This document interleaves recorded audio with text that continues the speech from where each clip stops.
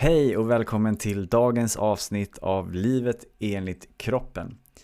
I det här avsnittet som spelades in i vintras så har jag med mig min vän Levi som bor i Florida, är amerikan och således är avsnittet på engelska.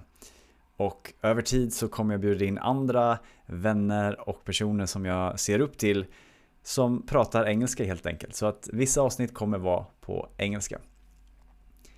Och dagens tema är blandat med vad det innebär att vara en man. Vad är maskulint, vad är feminint. Men även ett ämne som jag tycker det pratas alldeles för lite om och finns bristande förståelse för i vårt samhälle.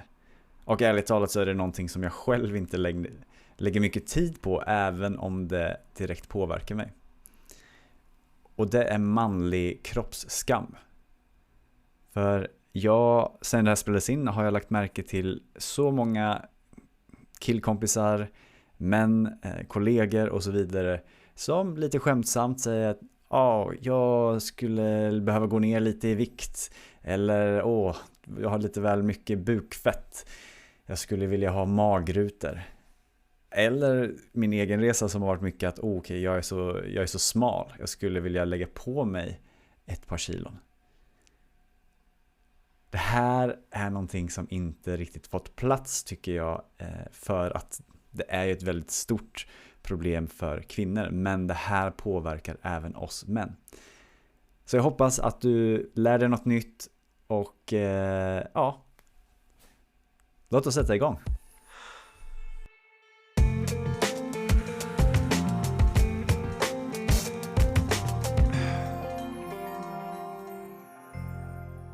Okay, hello, welcome to the podcast Livet enligt kroppen. Today I have my first ever guest and also first ever, obviously, non-Swedish speaking guest. My dear friend Levi from Florida, who I met during a wonderful men's group, which we landed on right now before that. It was 2 years ago already since this was that we shared a container for, I think it was 8 months. And this is the first time we're actually seeing each other again after having had a pen pal contact on Messenger back and forth, which has been great. But without further ado, Levi, if you would want to introduce yourself to the listeners. Sure. My name is Levi. Like Nicholas said, we met in a somatic group. I'm also a somatic practitioner. I have a business called Rooted Dragon Somatics, which I help people to develop a more sensational life through getting in contact with their feelings and their bodies. And yeah, I'm happy to be here. Yeah, it's so great to see. We were chatting a bit off the record, and again, I actually want to start a bit with this relationship we built from being in a container, which was the men's group, and then continuing to mostly send voice messages, but then landing over time in that we can send a voice message and it could be weeks before we get a reply, and that's perfectly fine. How has that been for you? For me, it's been really rewarding, and for the most part, like in relationships in the past, I burn really hot and really fast. Like even if it's just friendships, romantic relationships, platonic relationships, you name it. And so to be able to literally have the break and go, I can respond when I actually have capacity. I can respond when I can give like a good response versus just responding to respond, has been huge for me. Like it's built such a trusting relationship between the two of us, in that we have each other's good intent in mind. Like I'm not in my anxious thoughts or my anxious attachment going, why hasn't he responded? Where is Nicholas? Like what's going on? And catastrophizing. It's like, like there's literally time in between us. Like we have a time difference. And I trust that we will remember each other. We will remember each other. And when we do, it's all that more like beautiful because I know it's intentional versus just reactive.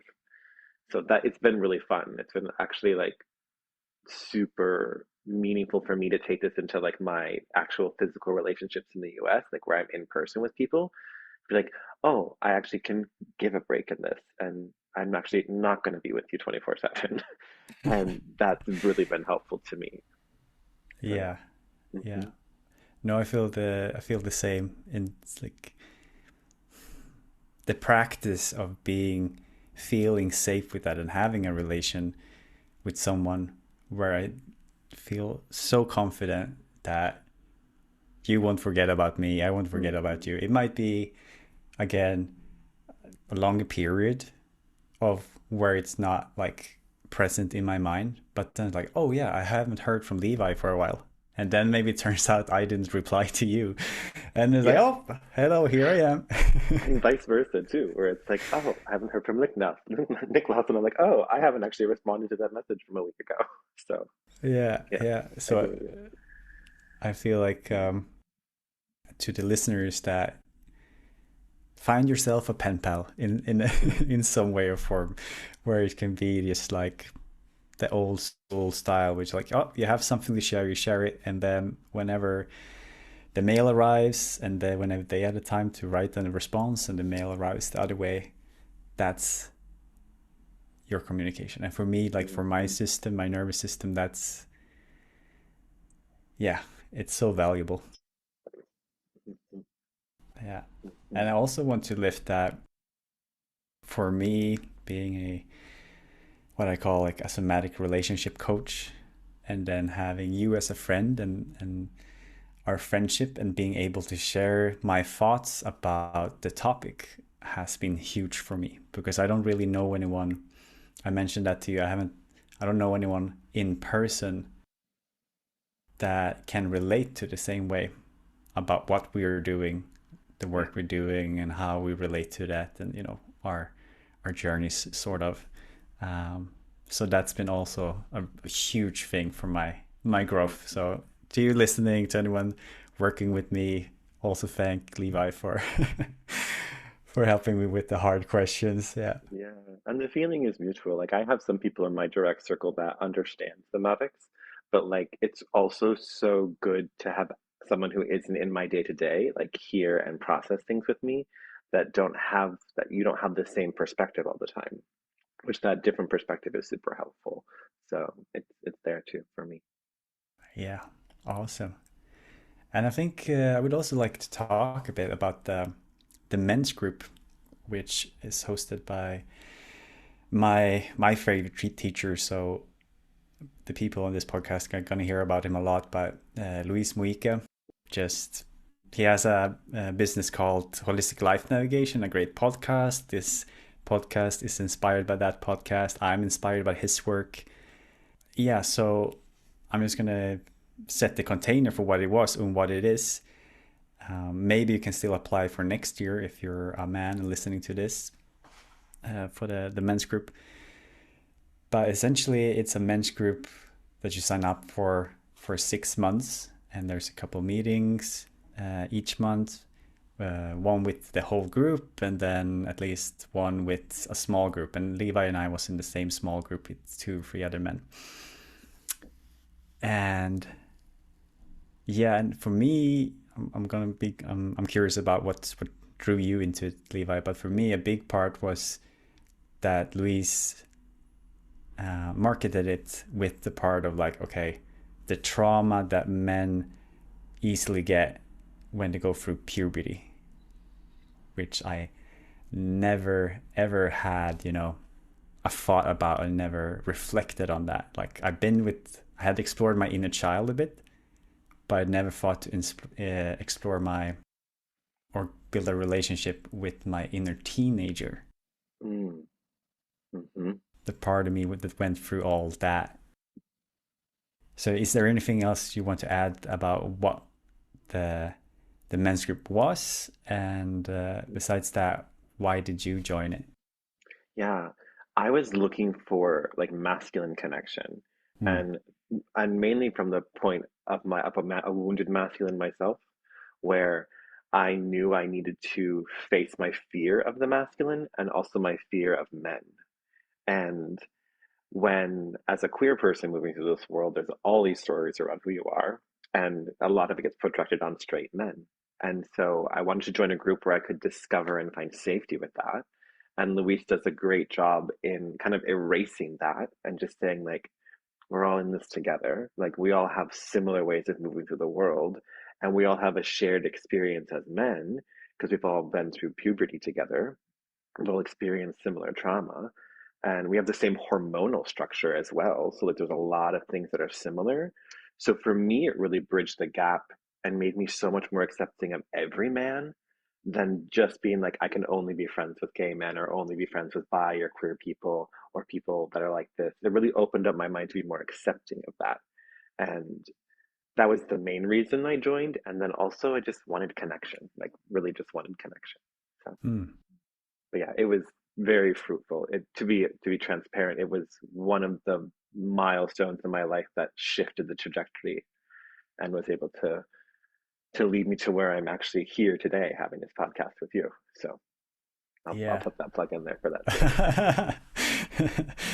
Yeah, no, and I mirror the part of what you said about like finding safety with other men or like being safe in spaces. I was not aware that I felt unsafe with other men before I was in the men's group. Mhm. And that was one of my biggest insights from that group was like, oh, yeah, I do brace, I do get hesitant if I walk into a room with just men compared to if I walk into a room with just women. Correct. Like my body is gonna tense up and it's gonna be like, oh, is there anyone here that's gonna be dangerous to me? Hmm. Hmm. And I think that still happens to some degree, Yeah. but there's a much like again I'm aware of it now. Like, oh, okay, Hmm. my body's orienting this way, and like that person doesn't really feel safe at this moment to me, and that just like also the introspection of what it also means to, for example, to be a woman in a world Yes. like this, Yes. where I'm a man and I can be afraid of other men, but I still have like the physical power that can in a lot of times like equally match or like not be Hmm. fearful in that sense. Hmm. Yeah, the bigness of the masculine, right? Yeah. Where we're like, I can match that, and I can at least engage in a way that I can feel confident enough to do that. Whereas, like, from a female perspective, like, there's not that all the time. At least Mm. who I've engaged with, I don't feel that way all the time. And and there's even, like, too, the wounded masculine energy can also get very, like, pairing. So it finds the masculine in the room that's the most dominant and can just, like, mirror that. And it just begins to go, oh, and now because I find myself doing this all the time where I will find the biggest person in the room and just like, oh, I'll sidle up and now we're in allyship together. And so now I'm safe. Mm. And it's been fun to play with my own masculine bigness coming out of Luisa's group. And I've begun to watch people do the same with me. And when I catch it, I'm like, oh, like, I feel really embodied. I feel very much in self. I feel in, like, my feelings and sensations. And you are trying to sidle up to me as a result of that. And so I think also too there's a correlation between bigness and safety. So if someone is very large or they're stable, that's the word I was looking for, like stability and safety. So we're looking for the biggest, stablest person in the room, and that's who we're going to align with. And a lot of the work coming out of Luisa's group for me was becoming that person for myself. So I became the safest person for myself by exploring my feelings and how I move through the world and finding that I am actually the container that creates my own safety versus having to export it to what I consider the biggest and safest person in the room. So, Yeah, and I want to solidify that point about just like because that's again my work is very much inspired by Louise, and that mhm, the basis of that is like finding inner safety, which mhm, is like what you're talking about right now. Like I yeah, don't have to rely on this other bigger energy physical manifestation of safety but I can find it, I can have it in myself and also seek it upward, but like the foundation is rooted in me, right? Yes, Hmm. yes. Yeah. I love to correlate that. Like for me, that shows up in an image of like an oak, right? Where it's just like we're sturdy. We have deep roots. Yeah. And those roots are actually like linked to sensation. If we understand our sensations, we understand our roots, and they actually can go deeper and deepen the connection and really make us feel super safe. Yeah. So, And I was thinking now, talking about it, like for us, using masculine, feminine kind of comes natural. But mhm, by this point, I'm not sure which episode this will be. I will not have talked about what that means. Like when we say it, mm, I still work with Luis's definition of it, where it's kind of like a masculine is an outward energy, mhm. feminine is an inwards going energy. So could you just let the listeners know, and me, I guess, what the feminine and masculine energies are for you? Yeah, for sure. So I would mirror what you say. I'll probably just use a little bit more of my own language as it resonates with me.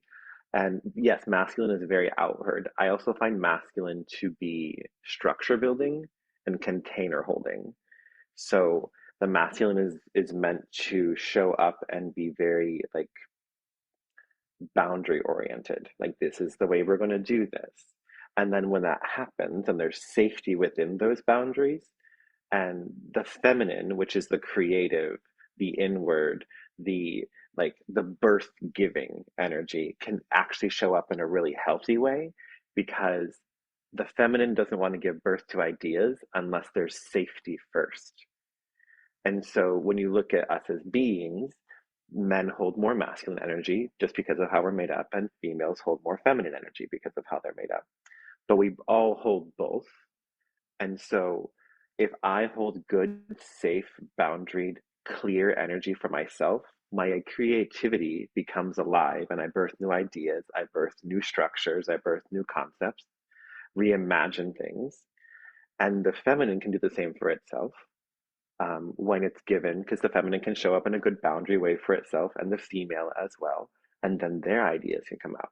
But in the bigger meta picture of things, us as men, our job is to be container holdings and to be the safety and to be consistent and to be sturdy.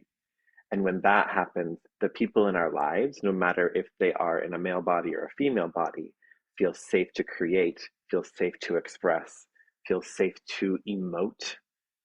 And that's actually when connection and true connection can develop because then authenticity is being shown versus when I'm not safe, when I'm unsure, when there's inconsistency, I'm quickly in either a fight, a flight, or a freeze, right? And Mm. then my creativity is shut off because my focus is survival. So creativity is the outpouring of safety. And so when I'll link it back to Luis as well, because I love his work, that when I find safety in myself, I can be creative enough to start a business, which is what I'm doing. When I feel safe in myself, I feel safe enough to show up bigger in my work, which I am, like my actual 9 to 5. And all of these things begin to show up. So that's how I view the masculine feminine. And it's just about consistency and creativity. And consistency creates creativity. And so when it comes down to that, if someone's like, I don't feel safe, that means there isn't consistency or there isn't clarity. Mm. And that's the important part of the masculine is consistent clarity and then structure.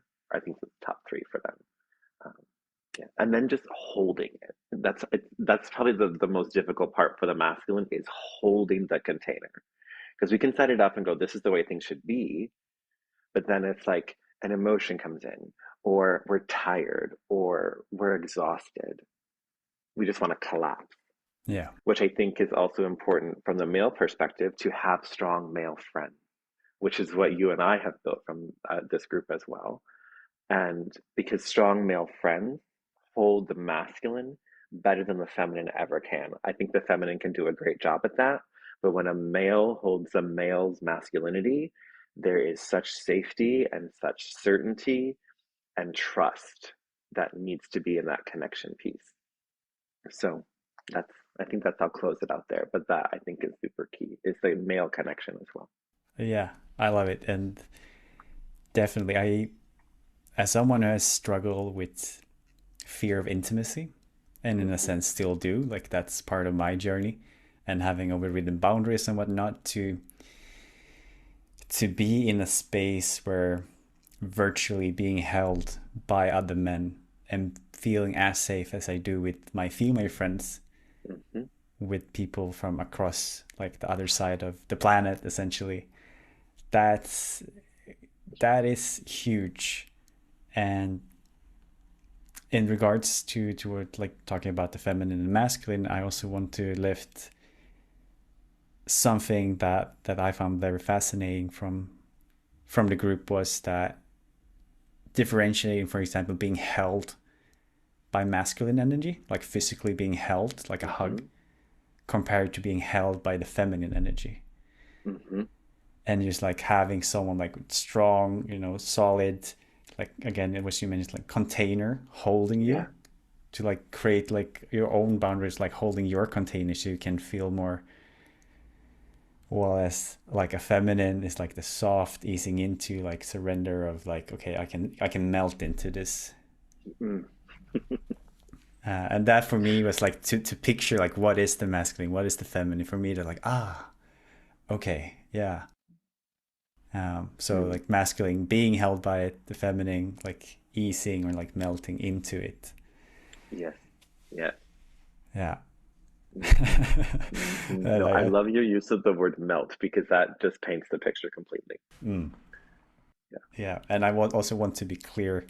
Um, I think I have no idea who's going to listen to my podcast, but I think a lot of people in Sweden is hesitant to using masculine, feminine, because it's loaded and like you want like equality and like we shouldn't Mm-hmm. divide and all that. But I want the listeners to pay attention to. We haven't said like, oh, masculinity is like just supposed to be strong and so stoic and Mm-hmm. you're gonna provide like all that. And feminine is not about, oh, you gotta be soft and very warm and always supporting and like taking care of whatever. Mm-hmm. The way we're talking about feminine, masculine is the energy again, like masculine, something going outward, feminine going inward. And at least for me, let me know what you think, Levi. That's different from assigning um, traits to what it means to be masculine, or like having masculine expression or a feminine expression. Mm-hmm. Yeah, I really appreciate your clarity in that. Um, Thank you for showing up in a masculine way.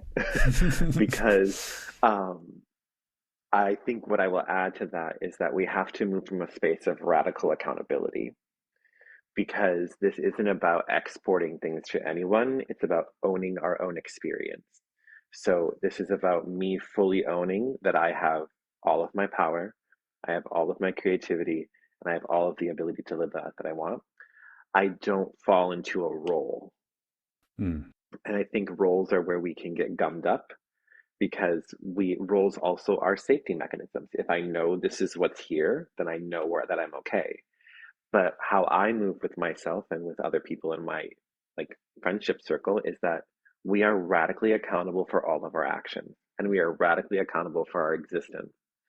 So if you are sitting in a place of victimhood, which is saying, oh, I just have to do this all the time and this is how I get things done, or I only fawn to the masculine because it's how I stay safe, or I only fight the masculine because it's how I stay safe. Those are all places of like either super internalizing or super externalizing. And we have to live from a place of embodiment, which comes from just strong ownership and strong ownership for how I'm going to move in the world. And that's where the roles can begin to disappear. And then I'll just throw this in for free. But then you can begin to choose your roles versus just slot in. mm, So then you get into up power, down power roles. So if I choose an up power role in my life, then I'm choosing to take accountability. If I'm choosing a down power role, I'm exporting my accountability to somebody else. And that's not how this works. So, but yeah, that's another topic for another time. But yeah, for sure. I'm seeing this podcast going for years, and you're going to be a returning guest for sure. Deal. Deal. um, no, great. So yeah, the again, the embodied masculinity group, such a great thing. If you again, if this podcast comes out in time, look it up. I'm going to link it in the description anyway. But we also talked this summer when I started like having the idea of starting a podcast and thinking like, oh, I would like to have Levi on. We talked a bit like what could that be about, Hmm. and something you shared then is a topic that I never heard talked about Mm. before, and I'm super curious to dive into a bit now, which is unshaming the masculine body. Hmm. Yeah. Yes, I will gladly go. This topic has been like subconsciously in my life through my whole existence. Like, my body was shamed at a very early age, um, for what it was. And I was raised to this masculine standard of what it was supposed to look like, which we see through media, we see through like ads, all of that, like this six-packed trimmed man with no hair and just like all of these idealistic versions of men. And specifically through my lived experience in the gay community, because it's a hyper masculine community, there is a very high fixation on body type, and on masculine energy and portrayal of masculine traits, which is like strength, durability, virility, all of those things. Mm. So as a person who grew up being very, like, I would say, describe myself as thick. I carry extra weight. I'm tall. I have broad shoulders. I have a lot of hair. I don't fit a lot of the stereotypes or the standards per se of the gay community. Now, that is expanding continuously. So, like, I do fit them now, if you take that expression. But growing up, that was not how it was perceived. So the process of unshaming my body was actually like learning to love my body in the state that it was in, and to have relationship with it and not tell it to change, and to be productive in a different way, and to be perceived in a different way, because I was also trying to find safety in productivity and safety in my image and inclusion and community by fitting in with everyone around me. But what that meant was cutting off parts of myself that I was born with. I will never be skinny. We'll just say that out loud. And there's a lot of men in this world that men are built bigger. We are, for the most part. And so to be able to step into the idea that this is actually my embodiment, why am I resisting it? Yeah. And that goes across a lot of things. So, like, these are my emotions. Why am I resisting them? These are my sensations. Why am I resisting them? This is how I want to show up in the world. Why am I resisting this? So it really created a lot of curiosity around this. So I moved to Florida in 2019, and I decided that I was just going to live the life that I always wanted to live. I came out in 2019. And bodies are how we first interact with the world, they're how we experience the world. And I didn't know what to do with that. So I just began to play. I'm like, okay, how do I want to express? And how do I want to show up? How do I want to dress? How do I want to, wear my hair? All those things. And a lot of men are shamed for all of those things. Like, why are you wearing that shirt? That's gay. Or why are you wearing that? That looks silly. Like, why are you expressing? Why do you wear your hair that way? Why did you get a piercing? Like, all of those things, right? That's just how we choose to feel confident and live in the world. And throughout the course of my time here, I have gone from wearing like 9-inch shorts to the beach to walking in a speedo on the beach in order to feel embodied. And this is actually, I think, where a lot of this conversation came from, because I shared that I will take like embodied walks on the beach, where I Yeah. will go to the beach and just be in a speedo and allow people to perceive me however they wish. Yeah. And I have had people take pictures, I have had people like look away, I've had people like embrace it, all of those things. And so being able to walk in an embodied state and feel whatever energy is coming at you and go, no, I actually feel really good where I'm at. Actually, no, this is actually how I want to present. Actually, no, my body is worthy to be looked at. And without fear or shame of judgment, And a lot of my judgment stories came in. I grew up super religious. And so I don't have anything against religion. I think we can be kinder in it. But I think that those stories were like, bodies are not to be seen and we're not allowed to show skin. And but in reality, our bodies need the sun. We need to feel the dirt. We need to feel our existence. And when it's trapped, because we've all felt that way after work, I feel trapped in these clothes, right? This is frustrating. And so to just be able to give my body what it needed, I've just begun to dress and embody in ways that make me feel comfortable without trying to gain someone else's approval about my physical body or how it presents in the world. I think I'll wrap there. But yeah, Yeah. that's been the long and short of the journey. Yeah. What's there for you? No, that's, I mean, hearing it now again, it was big when you shared it this summer, and I think I also was at the beach when I listened to it. Hmm. And just imagining wearing speedos at the beach for me would be like Hmm. that. Like, I would love to, because I love how my body looks, Hmm. and like how you express it, like showing it off, and yeah, so like that time you got some like good looks, and it's like, yeah. Hmm. And I Hmm. felt like in my body, wow, that would be so. And obviously there's cultural differences between Sweden and the States, and Hmm. but that also, you sharing that in last summer made me realize that, like, oh yeah, I also have a lot of like shame around my Hmm. body. And the reason I think this topic is so interesting is because there's lots of talks about how women are learned to be shameful about their body and not showing skin and not like, and that's true, that's a huge thing, right? But it is also true for men. Maybe it's not, I'm not going to compare like how big they are like comparatively because that doesn't make any It's okay. sense.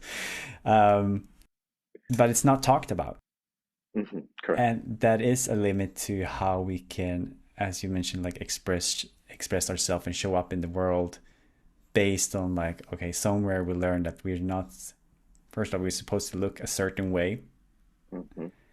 and second of all, we should not like be like flaunting it. It's like, Yep. that's not a thing. Like, you can't show up to the beach and be like, oh hey, look at me. That's Right. yeah, well, that's the story at least around it. Hmm. And I think for me, something that had happened recently, which was an edge for me, was that we had been playing beach volleyball, Mm. like when we sent this messages this summer. And I had a new, like, freshly washed T-shirt with me, but then we were moving somewhere else to play, and I was sweaty, and I didn't want to put on my T-shirt, and it was so warm, and I was like, oh, the heck with, I'm just gonna like bike through the city, like central city, with just like shorts on. Hmm. And that felt so good, first of all, on my skin, like the breeze, like being a bit sweaty, and it was like, oh, it's Hmm. so nice not Hmm. having to wear it. And another part was like, oh yeah, I look good, like I look fine. Yes. Yes. Yes. And it's like, okay, people can look at if they want. And there was this part of me, the one that's like, oh, but we shouldn't, like, we should Mm. have something on, like we shouldn't show ourselves in this moment. But that was still, it was a big win for me to do that. Yeah. Yeah. And Yeah. and again, like having that, like, I'm not sure if I ever gonna walk on with speedos on the beach. It's not for everyone. No, exactly. But actually, when I said it, like, oh, but if I ever come to Florida to visit, I really want to walk with speedos Deal. with Levi. Yeah. um, yeah. So, but just this topic, this, just naming it, I Mm. think, and I hope to the people listening, men and women, to be realized, okay, yeah, like men's bodies are also shamed. We get taught to look a certain way, to, Mhm. again, as you mentioned, to not show it, to not express it, whether that be like, nail polish, Mhm. piercings, the way we dress. There are like so many societal standards, like kind of boxes us in, Hmm. which Hmm. which is no good for our expressive masculine energy, you could say. Correct. Yeah. Oh, I'm glad you used that word because I want to riff off that just for a second. So, like, what expressive masculine? Because a lot of times we really embody masculine as stoic. Like, we don't show emotions. We're a wall. We Yeah. are like unmovable. Actually, I was just chatting with someone who I work with, and they were like, "Oh yeah, I don't have you can't get past me and all this stuff." And I was like, "Okay, cool." I called him out lovingly, and he took it well. But but I what I want to link back to is there's kind of a running joke, like there's memes about this, but like when you look at how like animals in the wild show up, the males are big, expressive, and colorful. Like when you look at like a lion, he has a mane. When you look at a peacock, he has giant plumes, right? Mm. When you look at like birds in like South America, like they're vibrant colors, like they're super expressive and they're very performative. But when you look at like what we've done and how we've conditioned males to be not that, and we've actually exported all of that onto the feminine. Like girls are allowed to dance, girls are allowed to sing, boys can't do that. Like boys can't be creative, boys have to be workers. And like I think that there's such a balance that needs to show up in both of the genders and all of the gender expressions, where it's like, no, we both, everyone gets to do both of these things if you feel comfortable, right? Do what feels Yeah. good in your Yeah. body. But I would also look at people and say, challenge where the resistance is. So if you really want to get up and sing, why aren't you? And then just see what shows up, see what sensations arise and where that shows up in your body. And then keep getting curious. But I think the expressive male, for me at least, like I'm a singer, I'm a musician, I've always enjoyed fashion, I've always enjoyed expression. And to be able to live that way takes so much static off my screen in my life. Yeah. And Yeah. cool. What do you mean, like static off your screen for? Um, like I guess another way of saying that is like there's less tension, Mm. like there's less blurriness in my brain. There's Yeah. more clarity on where I want to go and and how I want to exist. There's less stories showing up because I'm just living Yeah. versus being like, oh, I'm living, but I have to make sure that I'm aware. So I actually have more capacity in my brain to function Yeah. Yeah. because there's less things bombarding it. Yeah. And And I want to that's, link back real quick, sorry, yeah, no, go for to it. say that um, to say like I didn't start walking on the beach in a speedo. I started with going to like 4-inch shorts, 3-inch shorts, trunks. Like it was a Mm. titration process. Yeah. So like do what feels what the next step feels like versus trying to get to the end goal. And then see where it takes you. Yeah. I Okay, love go ahead. that. Yeah. No, it's like also on the titration part, that's a huge part is, again, we're both working with somatics Hmm. and the nervous system because that goes hand in hand. And like this titration part of just like taking small steps rather than like, oh, I want to show off my body. I never done that. I'm going to go to the beach, throw off my clothes and put on a speedo. That's gonna that's gonna be a real Yes. the like somatic hangover you're gonna get from that and like push you back, Hmm. like traumatize probably, Yes. Yes. instead of actually like, okay, I'm gonna have what you described, Levi, a bit less clothes on this Hmm. time and see how it works. Like, what is my nervous system gonna do with that?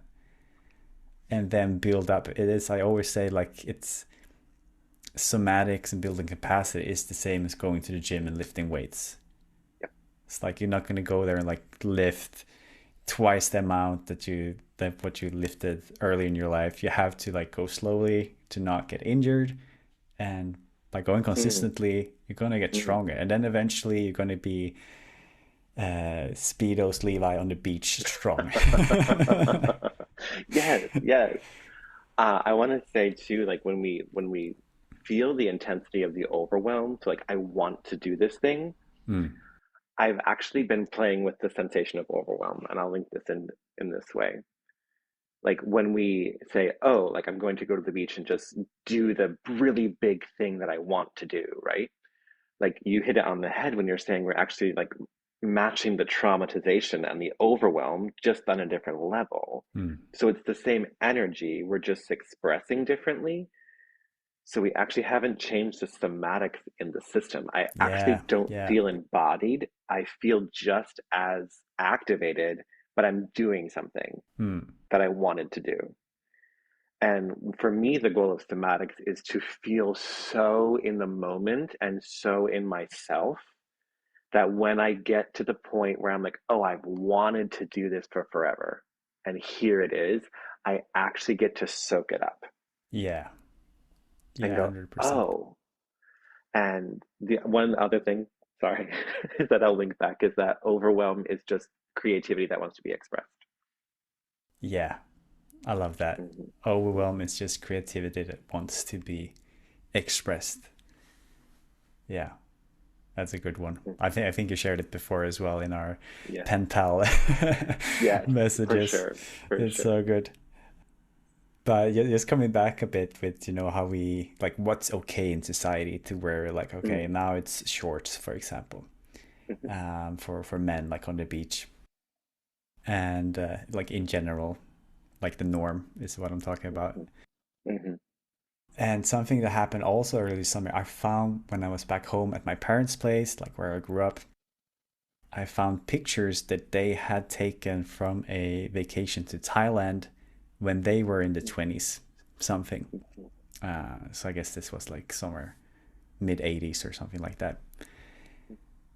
And both, it was really fun to see like my parents being young and like on a vacation and like drinking tropical drinks and whatnot.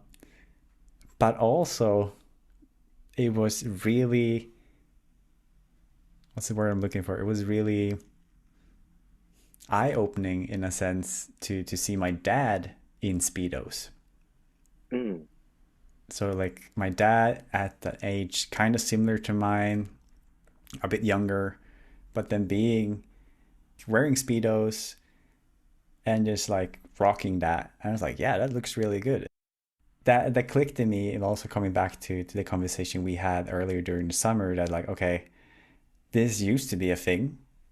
This used to be the Hmm. norm. Like decided that this is like looking good, like people should wear this, and that's like there's nothing about it. And Hmm. then the norm shifts, and then all of a sudden, like, no, we could like, oh, the times I hear like speedos used as a joke, like, oh, would you wear speedos? Hmm. To again like shame of like that's not okay because somewhere someone told us, or like marketing or whatever like structures shapes that, right? I don't think I'm going anywhere with, but it just for me that was so Hmm. much so fun to see my Yeah. parents and just like, yeah, this looks, No, why are we not wearing more speedos? hmm, yeah, because it like expands the lens, right? Yeah, yeah.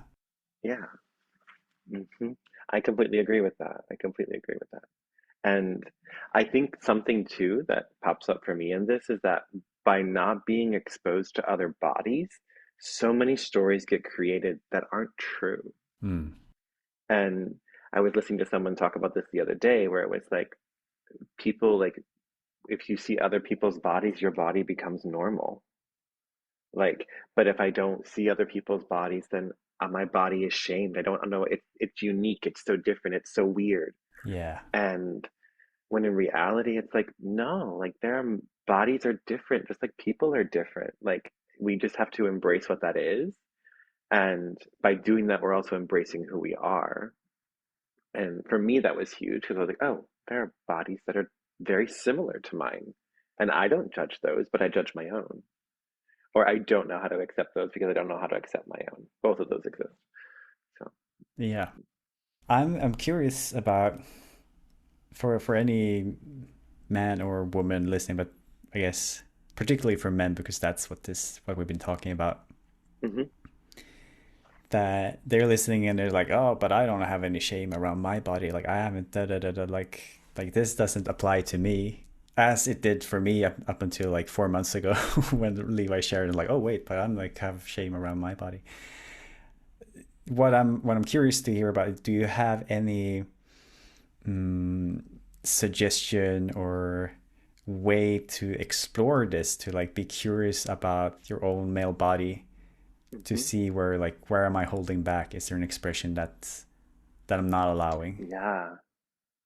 There's a couple of things that come to mind. First, if you think, oh, I like my body. Oh, I enjoy my body. Imagine if you had a different body. Mm. Or what would happen if you couldn't maintain the body you were having? How would you feel about your body then? Because I find for men specifically, we can move into a productive state. So men will work out because it is productive, it is seen, right? And we move a lot of our shame and productivity. And so, whether that's through body or through how we work in business, the second thing is begin to erase what you is expected of you and really get down to what did I do when I was a kid? Like, what did I wear when I was a kid? Or what colors did I embrace when I was a child that I don't embrace anymore?